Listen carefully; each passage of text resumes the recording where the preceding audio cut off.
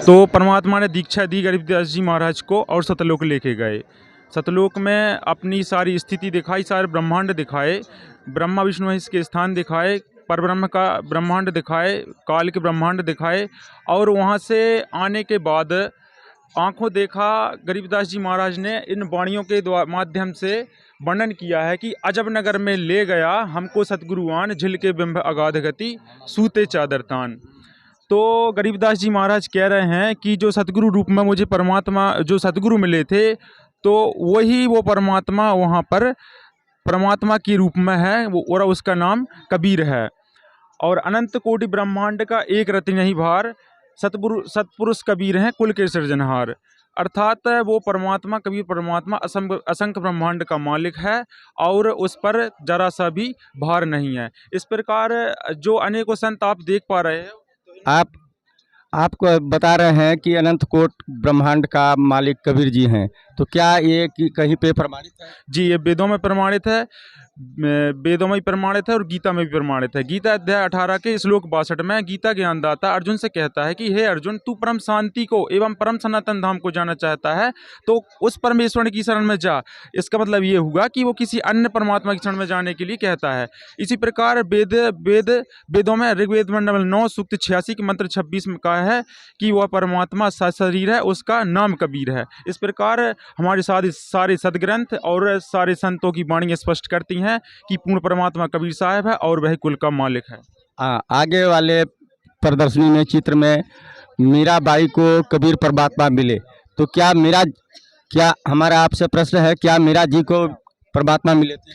जी, मीराबाई पहले भगवान कृष्ण की भक्ति किया करती थी, तो उनको भी परमात्मा एक बार मिले, सत्संग में गए, उन्होंने सत्संग सुना कबीर परमात्मा का। फिर उसके बाद उन्होंने संपूर्ण ज्ञान समझने के बाद उन्होंने भी कबीर परमात्मा की बताई भक्ति की और अपना कल्याण करवाया।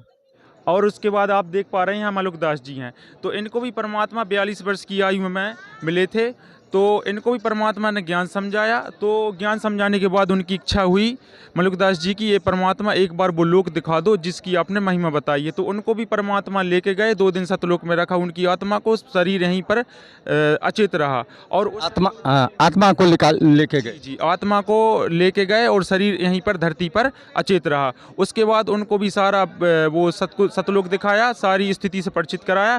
उसके बाद उन्होंने भी वाणियाँ बोली हैं, अनमोल वाणियाँ हैं, जैसे कि जपोरे मन सतगुरु नाम कबीर, जपोरे मन परमेश्वर नाम कबीर। अर्थात उनका कहने का मतलब ये है कि सतगुरु जो मुझको लेके गए थे, मैंने उनको ही वहाँ पर परमात्मा के रूप में देखा। आगे आप देख पा रहे हो कि ये धर्मदास जी और कबीर परमात्मा की वार्ता हो रही है। धर्मदास जी 3 महीने की तीर्थ यात्रा पर निकले थे, तो वहाँ पर परमात्मा प्रकट हुए और उनका ज्ञान चर्चा हुआ वेद गीता के आधार पर। पहले तो धर्मदास जी नहीं माने, फिर आखिरी में उनको सच्चाई को मानना पड़ा, वेद गीता की सच्चाई को मानना पड़ा, और उन्होंने भी परमात्मा की बताई हुई भक्ति की और अपना कल्याण करवाया।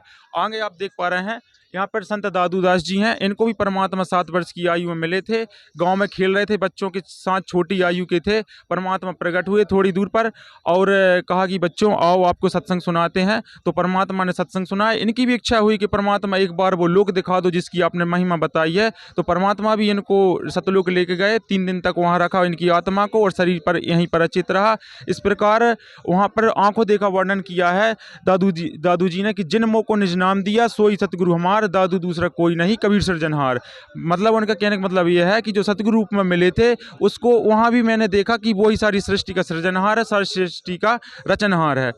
ये प्रदर्शनी लगाने का उद्देश्य ये है कि यहाँ पर जितने भी संत महात्माओं को हमने आपको बताया है, तो इनकी वाणी ये स्पष्ट करती हैं। लोग नहीं कहते कि भगवान किसने देखा है, तो इन संतों ने भगवान परमात्मा को देखा, अपनी आंखों से देखा और उसके बाद उन्होंने वर्णन किया। इससे स्पष्ट ये होता है कि जो परमात्मा है वो कबीर है। और सारे सदग्रंथ, हिंदू धर्म के सारे सदग्रंथ, वेद गीता पुराण, ये स्पष्ट करती हैं कि कबीर परमात्मा है। और इसके अलावा अन्य धर्मों के धर्म ग्रंथ हैं, वो भी ये स्पष्ट करते हैं कि पूर्ण परमात्मा कबीर साहब है।